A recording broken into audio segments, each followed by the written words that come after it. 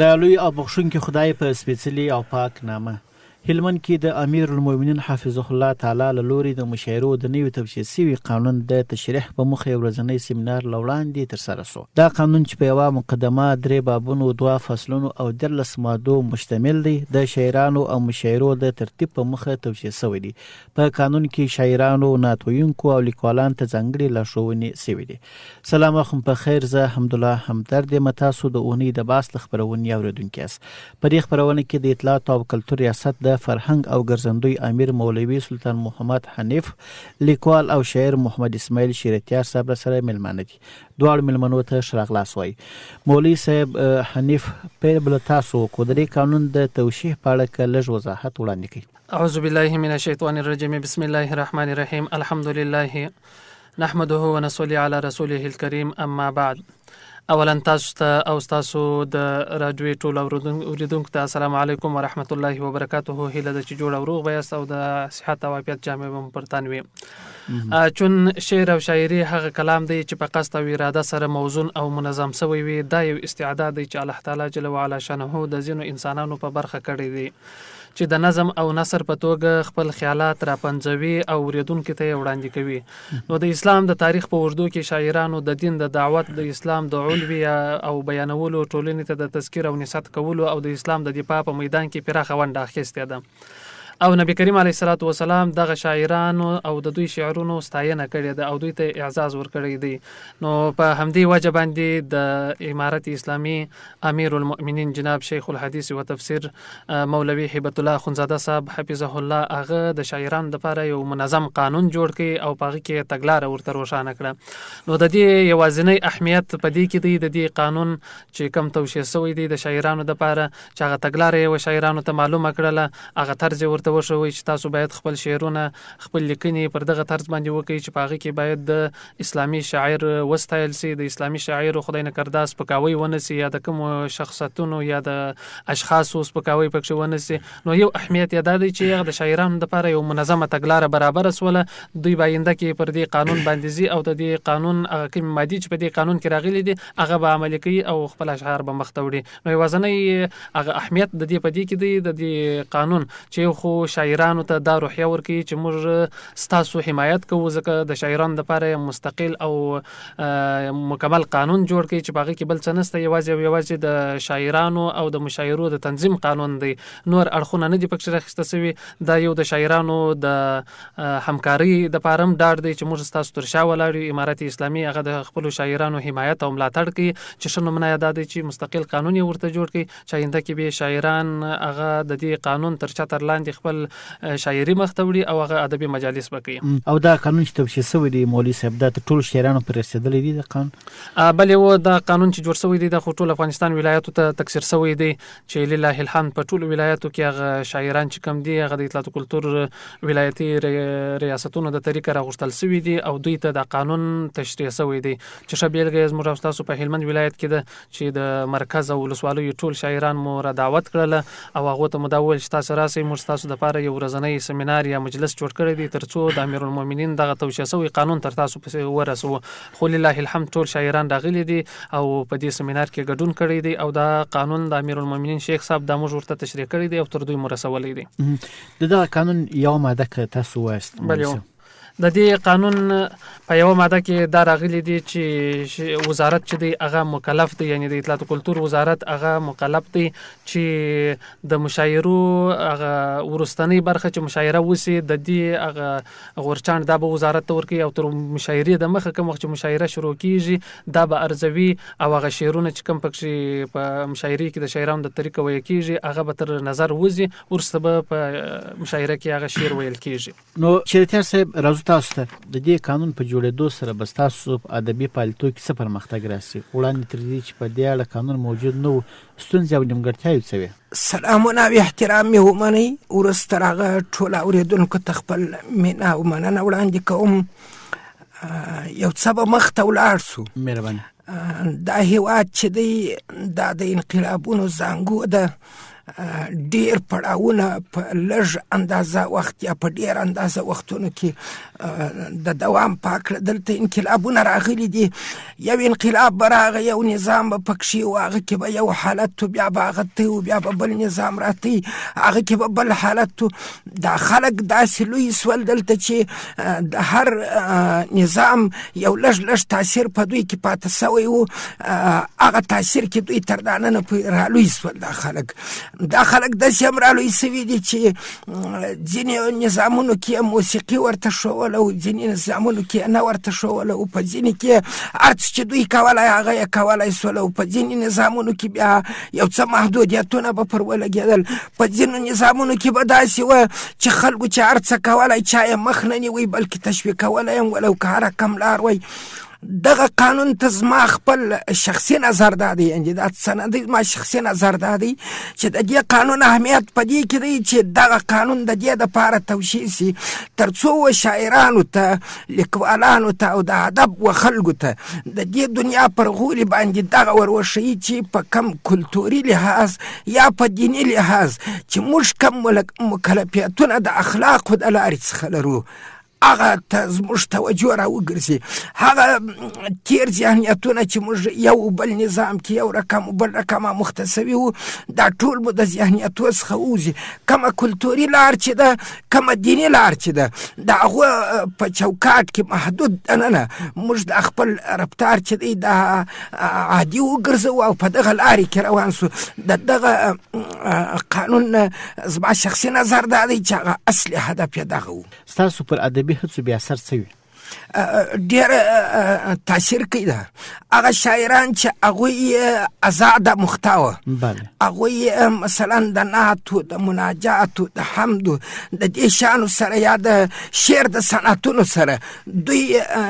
کم خاص ارتباط و شناخت نه ساتي. دا خلک اوس دې ته راګرځي چې دا شی وکړي او په صنعتونو کې شعر جوړ کړي. د شعر هغه څه چې قوانین دي هغه مراعات کړي. هغه په دې خاطر باندې چې د شعر د یو خوا څخه کره کتنې ته وړاندې کېږي او هغه تر نظر وځي، نو په دې خاطر دی کوشش کوي دا د ژبه کنټرولېږي او د هغه شعر چې دی هغه کنټرولېږي. دی د هغه ازادې لارې څخه په یو محدودې لار باندې دی عادتي کېږي. دا لوی تاثیر دی د یو شاعر پر ژوند باندې، د یو شاعر پر قلم باندې، د یو شاعر پر شاعرانه کلام باندې دا ډېر لوی تاثیر دی چې یو سړی د ازادي ژوند څخه راځي یو محدود ژوند ته. انسان چې دی ازادي خو لري، هېڅوک ته د ازادي نشي اخیستلی، خو د ازادي هم یو حد لري، چوکاټ لري. هغه چوکاټ ته باید موږ راسو. د دغه فرمان تاثیر دا دی چې موږ په یو چوکاټ کې روان سو، نو دا لوی اثر دی. د فکر نه کوي چې تیر صاحب ځینې وخت ازادي هم د دې لامل سي چې د فردي فرهنګ لپاره د رواج زمینه برابر سي یا د ادبي دایرې څخه د خلکو الفاظ وځي؟ اخو موږ دا وختي عرض وکړي چې د انسان ازادي چې د حق دی، دا نه شریعت ځینې اخیستلی سي او نه قانون. صرف خبره په دې کې ده چې دغه ازادي خو هم خپل ځان ته که په انساني چوکاټ کې وي، که په بشري کې وي، او که په دیني لحاظ وي، یو حد لري، یو حد حدود لري. هغه حدود چې دی هغه چې موږ مراعات نه کړو، نو دا زموږ ازادي چې ده بیا ازادي نه ده، بیا دا افراط دی، بیا تر حد تجاوز دی. نو تر حد چې تجاوز وسو دا طبیعي خبره ده چې هر څه به پکښې راځي. موږ وایو چې تر حد تجاوز دی نه وي،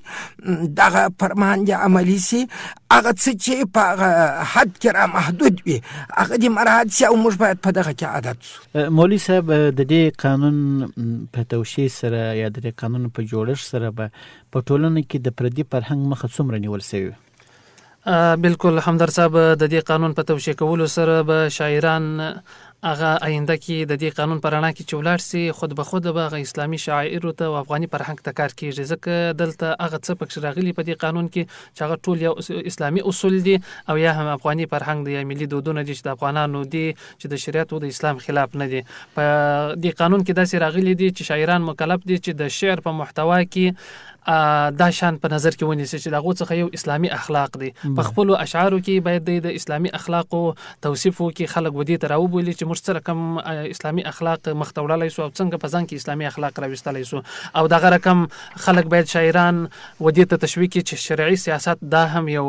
سیاست دی، یعنی شرعي سیاست باید د خپل شعر کې ځای ورکړي او دغه توصیف وکړي او دغه رقم د نفس تزکیه اول د خپل ځان نفس تزکیه د خپل نفس تزکیه ورسته غناس خلک چې د شعر اوري دغه د تزکیه خیالم دی باید وساتي چې د خلکو نفسونه دی څنګه تزکیه او پاکي او دغه رقم د اهل سنت والجماعت د عقیده تحکیم باید وکړي چې دغه عقیده په خپل شعر کې راون غاړي او د امت د وحدت لپاره باید کار وکړي چې د ملت او د امت چې کم دی د باید متفق او یوالي او اتحاد ولري، نه خدای نه کړه چې د اشعار ویل سي چې دغه په وجه باندې خلک په مابینس کې تفرقه راسي او خلک به اتفاقی ته ولاړ سي او دغه رقم د اسلام غشتونو ته بلنه کم احکام او کم شان چې اسلام زموږ څخه غواړي شاعران باید په خپل اشعارو کې هغه څه وایي هغه څه ولیکي چې خلک اسلام ته رابولي د اسلامي احکام او تحکیم او د حکم منلو ته رابولي، نو دغه شان باید ټول پکې دغه کې پکې راون غاړي او د مجازي عشق او ناروا خواهشات او د بیځای احساسات څخه باید شعر خالی وي چې دغه مهم نکات دي چې شاعران باید په خپل اشعارو کې رعایت کړي. اشرتیار صاحب د دې قانون په توشیح سره د افغاني او ملي ارزښتونو خلاف ادبي فعالیتونو مخنیوي ته به څومره فرصت چمتو سي؟ کچيري دغه فرمان د امیر المؤمنین چې دی دا جرلس مادي کدا مراعات سي موږ ته د پردي فرهنګ د پاره زمينه نه پاتېږي هغه په درو وجو یو وجه دا چې موږ خلک چې دي هغه پردي فرهنګ خپلم تبان نه غواړي او بل خبره دا ده چې هغه څه چې هغه غیر شرعي وي یا بسیات وي یا خالص د خندا او د تمسخر د پاره جوړ وي د ساتیري او تفریحي پروګرامونه جوړ وي دا هغه مخ پښکې نیول کېږي. درېمه خبره دا ده چې دا درې اصول په دغه قوانینو کې لازم ګڼل سوي لکه د دین مسائل لکه د کلتور مسائل لکه حماسي او زموږ افتخارات دي هغه په دېو کې مراعات کېږي، نو په دېو کې دغه مذاقیه شان چې دي یا د خوشطبعۍ دپاره څه مسائل چې دي یا هغه اشعار چې هغه خاصه بس وي کومه خاصه فایده ونه لري نو هغوی ته ځای طبعا نه پشکې پاتېږي. د حماسي ویلو یادونه مو وکړه، حماسي ویل هم په افغاني کلتور کې اوږده فلسفه لري. اوس به د دغه حماسو د بیا پیل لپاره د افغانانو پر جرأت پر غیرت او د دې پر ورځني ژوند بې تاثیر سوي. علما په دې مامور دي، اصلا علما په دې باندې مامور دي، بلکې دا د دوی مکلفیت دی چې دوی به شاعران او لیکوالان د حماسي د ویلو دپاره را تشویقوي پر خپلو منبرونو باندې، په دې خاطر چې د حماسوي شان چې دي د پیغمبر علیه السلام په خپل هم ویلي دي، حضرت علي صاحب هم ویلي دي، ابوبکر صدیق رضی الله عنه هم ویلي دي، عمر بن عبدالعزیز هم ویلي دي. که زموږ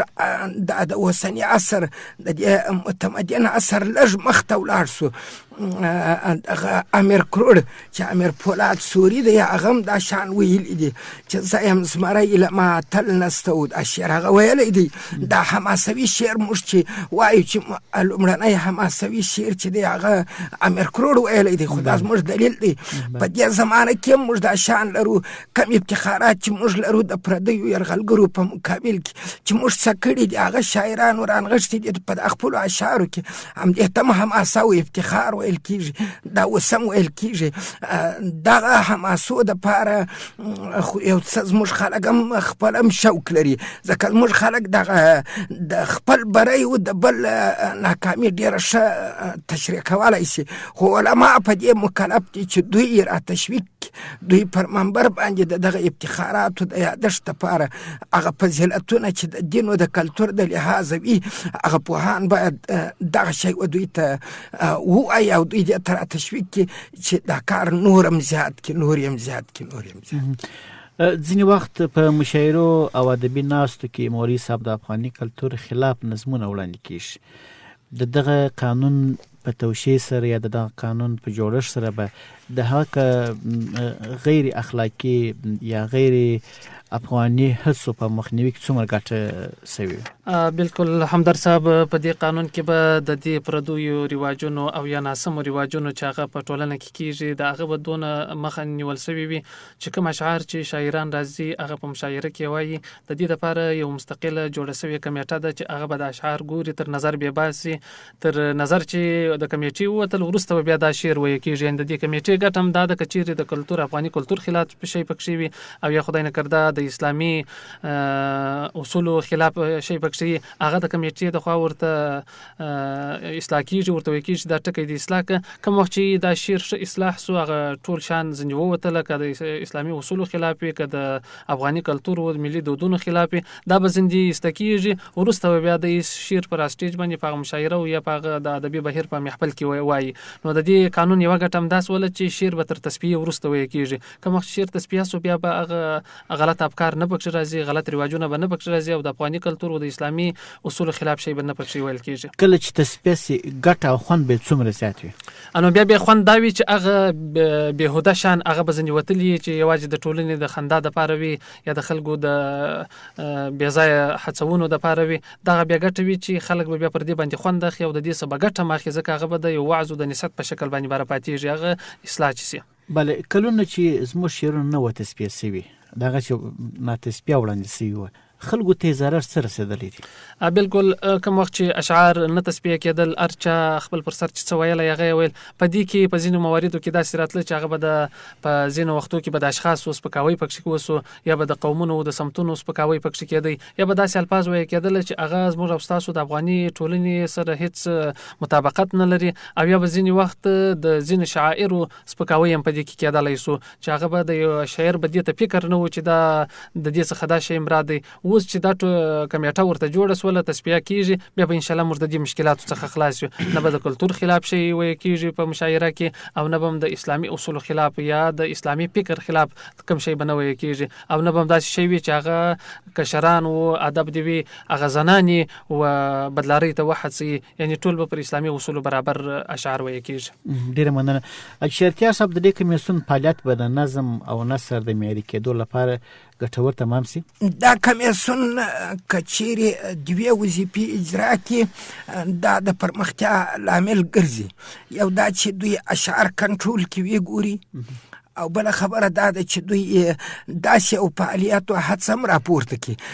نه یوازې دا چې دوی اشعار کنټرول کړي بلکې دوی خلکو ته توصیې هم وکړي د مختلفو لارو څخه. دا به ډېره لویه ګټه وکړي، ځکه خلک به عادي سي. که د کمیسیون تصفیه نه وي نو خلک خو بیرته الآن کما کان او هر څه خپل پر خوله وایي، خو که دا کمیسیون را محدود کړي، د دوی اختیارات لږ راکم کړي، نو بیا خلک هم یو څه لګي او یو څه خپل ځان را کنټرولوي. دغه کنټرول کې چې دوی عادت سي، هغه عباسیات چې دوی پخوا ویل د هغو مخه بالکل طبیعي خبره ده چې نیول کېږي. او د شاعرانو او لیکوالانو پر ادبي وړتیا به اغېز سوي؟ اغېز یې دا دی چې هغه خلکو ډېر خلک داسې وو پخوا چې اشعار به ویله، هغه اشعار چې وو هغه به داسې ویله چې دوی فقط طبیعت راستګي یې پکوله و، خپل هغه د شعر خو هم داسې یو شی دی لکه سړی چې معتاد وي، او وخت چې راغی د شعر جوړ نه کړي طاقت بیا نه کېدی، همدغه د احتیاط نشه بیا په سموله، او یا به داسې و چې هغه مجلس بیا مشاعره بیا ګرمه په ساتله، نور داسې د یو احساس له مخې، یا داسې چې په ښار کې وګوري، په وطن کې وګوري، په خپل دین او کلتور کې وګوري، هغه کمیانې چې هغه راپورته کړي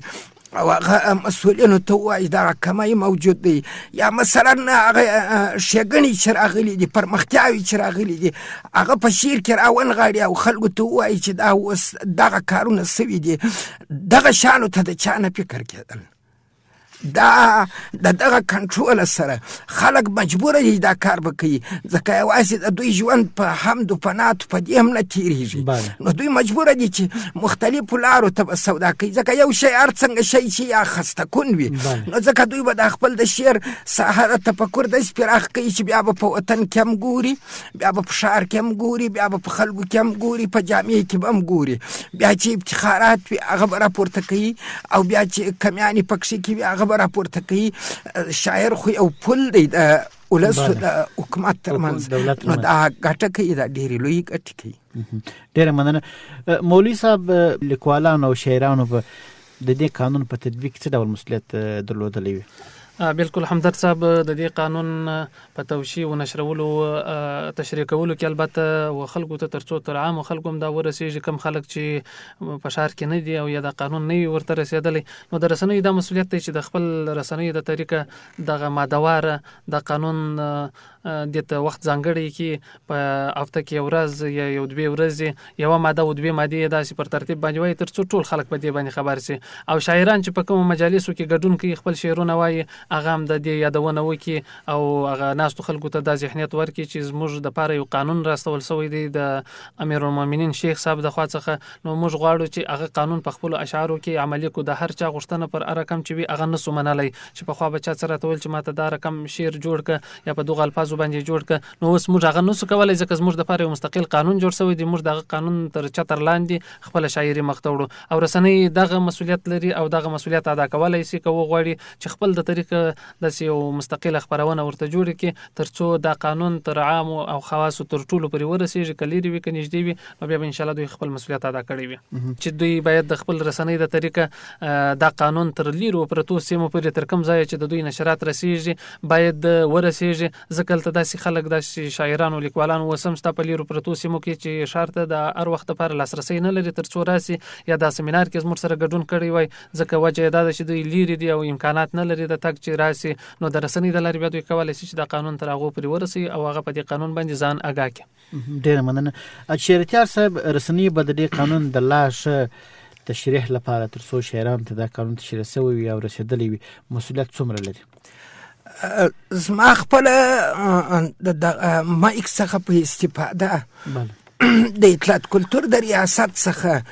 غوښتنه دا ده چې دوی دغه شخصي او دولتي ارت شي چې دي، دغه کومې رسنۍ چې دي، دغه رسنۍ ته دوی باید یو مشوره ورکړي.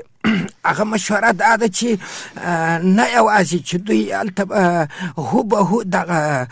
د امیرالمؤمنین فرمان چې دی دا به دوی هوبهو تطبیق کوي او خلکو ته بیا ښیي، یعنې ټکی په ټکی بیا ورته وایي. د دې پر ځای به ښه لار دا وي چې دوی دغه ته نورې لارې هم جوړې کړي، لیکنې پر وکړي، څېړنې پر وکړي، د خلکو سره مرکې پر وکړي. دا د دغه امیرالمؤمنین د فرمان له منلیکونه سوله، بیا دا به د فرمان نور هم ښایسته کړي او د دې ښېګڼې چې دي هغه کومې ښېګڼې چې خلک یې وایي هغه چې جالب وي هغه به د دې رسنۍ د لارې څخه ټولو خلکو ته تکثیر کېږي، ویل کېږي به. نو پایده دا ده چې نه یوازې چې هغوی ته قانون ورسېدی، بله پایده دا ده چې هغه مهم حکمتونه چې پکښې کې دي چې هغه په قانون کې ذکر شوي نه وي، هغه به د مبصرینو د خولې یا د خلکو د خولې په مرکو کې تر خلکو پورې ورسېږي او هغه به د همدې کمیسیون د لارې رسېږي او هغه به د اطلاعات کلتور ریاست د ټولو دغو ته مشوره ورکوي، راډیوګانو ته، هغوی به دا کار کوي ولو که شخصي وي او که عبارتي وي. په دې برخه کې مسؤلیت لري ولې دا هر څوک یې لري. بله، مولوي صاحب، شهرتیار صاحب ویل چې د دې قانون په تړاو باید د اطلاعات کلتور ریاست نوې هڅې وکړي، یعنې د همدې قانون په تړاو څېړنې وکړي، مرکې وکړي، د خلکو نظریات واخلي، تر خلکو پورې ورسوي، لیکنې وکړي، پر ارزښت پر ګټو باندې بحث وکړي. په دې برخه کې تاسو کوم اقدام کړی؟ بالکل، دا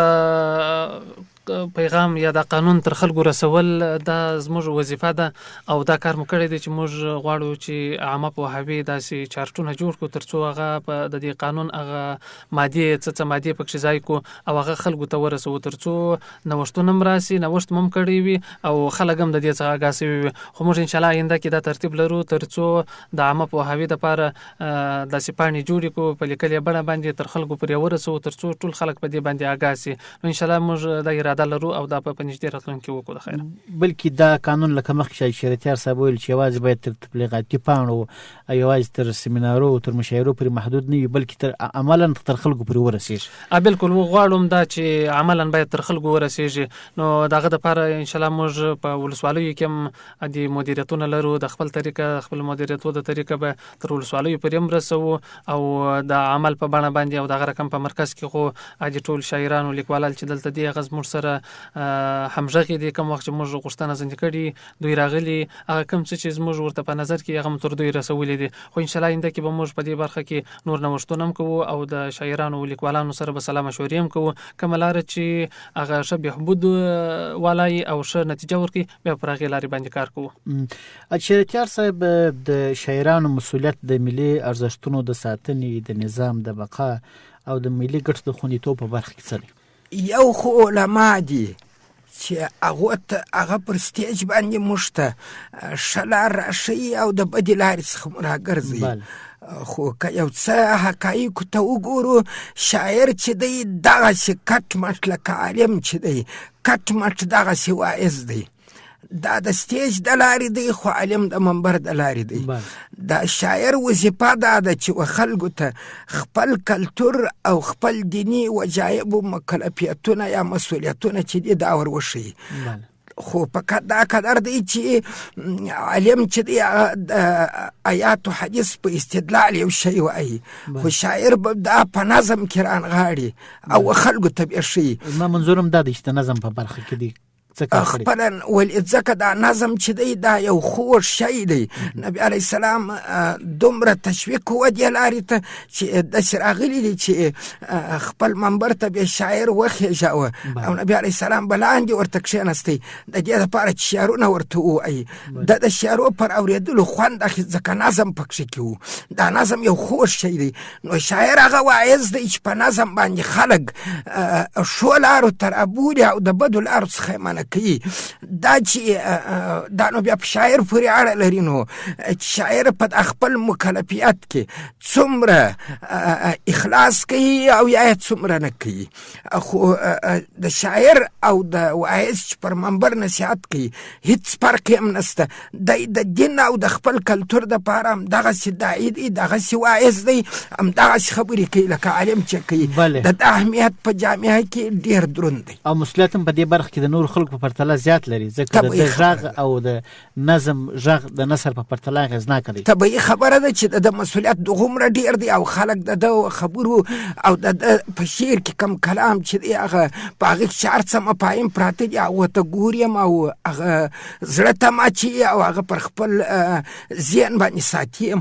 شریعتیار صاحب نوي تنکي ځوانان چې د شعر او ادب ډګر ته راغلي دي ښه وړتیاوې لري، استعدادونه لري او خلک زیات مینوال هم لري.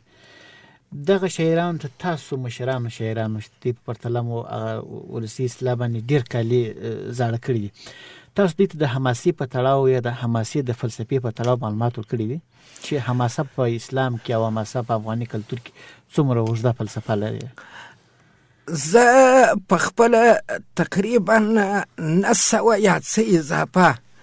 مشاعرو کې کښېنستلی یم. خو په هرې مشاعرې کې دا 3 خبرې ما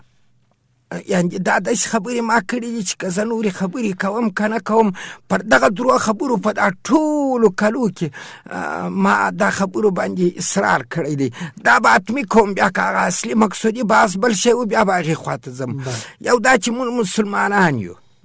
نو چې مسلمانان یو خپل اسلام پر ځان باید خپله تطبیق کړو. د دې لپاره نه تطبیق کوو چې دلته څوک نه دي، خپل پر ځان خپل په وجدان باندې وجدان پر موږ حاکم دی، دا به کوو. بله خبره د افغاني کلتور د موږ افغانان یو، موږ نه خپل سرحدونه چاته ورکوو، نه وطن پروشان یو، موږ نه خپل افتخارات چاته ورکوو او نه افتخار پروشان یو، او نه موږ خپل په افتخاراتو کې خیانت کوو. په دې لارو کې موږ د ټولنو ته ویلي دي، هرې ټولنې ته په بار بار چې د دوی سره دا کشران تنکي ځوانان چې دي دا ډېر راځي د دوی سره کښېني، د دوی سره تربیه کېږي، د صنعتونه ورته توضیح کېږي، د هر صنعت په باره کې و دوی توضیحات ورکول کېږي چې یو په هغو کې ستاسې د بحث مربوط خبره ده چې حماسه ده. حماسه موږ دوی ته ښولي چې 3 شان حماسوي دي. یو دا چې د هېواد استقلال دی، بل دا چې موږ ملي حاکمیت دی، او بل دا چې موږ څو وارې په تاریخ کې یرغلګرو ته په ماته باندې جوابونه ورکړي او د خپلې خاورې مو ایستلي دي. نو د دې شانو هر کشر چې دی، هر زموږ تنکی ورور چې دی، په دې موږ خبر کړي دي. کېدای شي نو چې ځینې داسې خلک هم وي چې هغه شاید سم نه خبر سوي خو نو هغه به ډېر لږ وي. موږ د دې آګاهي ټولو ته ورکړې ده. ډېره مننه. د خپرونې وخت کم دی نو مولوي صاحب وروستۍ پوښتنه مو ستاسو څخه دا ده چې د دې قانون د تطبیق لپاره او یا هم د ملي ارزښتونو د خوندیتوب لپاره او د نظام د بقا او ساتنې په برخه کې د شاعرانو همکاري ستاسو سره څنګه ارزوي؟ په هلمند کې د میشتو شاعرانو لیکوالانو همکاري ستاسو سره؟ بالکل همدرد صاحب، د نظام په بقا کې او دغه رقم د افغاني کلتور د ساتلو لپاره د شاعرانو ډیر غټ رول دی، ځکه شاعر چې دی هغه د نظام ژبه کېدلی شي، نو که څه رقم دی وغواړي هغه کېدلی شي. نو شاعران څه زموږ دا غوښتنه ده ترڅو د دې نظام په خپلو اشعارو کې د دې نظام ملاتړ وکړي، د دې نظام هغه لاسته راوړنې تر خلکو پورې ورسوي او دغه رقم د دې قانون هغه رعایت وکړي. که چیرې بیا داسې پیښه شي چې دا قانون نه رعایتېږي، بیا په دې قانون کې داسې ماده شته چې هغه خلک چې د دې قانون څخه خلاف ورزي کوي یا دا قانون نه عملي کوي په خپلو اشعارو کې، هغه باید قضایي ارګانونو ته معرفي شي ترڅو دوی بیا داسې کړنه تکرار نه کړي. نو د شاعرانو سمو د ټولو صدا غوښتنه ده چې دوی په خپلو اشعارو کې هغه څه بیان کړي چې هغه د ټولنې او د نظام د بقا سبب کېږي او دغه رقم د نوي نسل